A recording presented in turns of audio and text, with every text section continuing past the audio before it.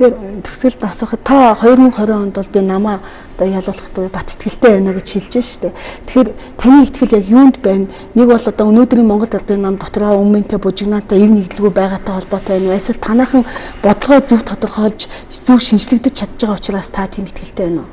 Би өнөөдөр арсан нам одоо зөв зам руугаа орсон. За шинжлэх хөгжлийнхөө алхмуудыг эхний алхмуудыг бол маш зөв хийж яваа гэж харж байгаа. За хоёрдугаарт бол бид өнөөдөр нэгэнт эрх хэрэгчдийн гаргаж байгаа алдааг харж шít. Тийм учраас бид нар дараа нь одоо энэ алдааг давтахгүй тулд одоо маш олон зүйл дээр бид ажиллах шаардлага байгаа. Нэгдүгээр бид нар бодлогоо зөв босгох хэрэгтэй.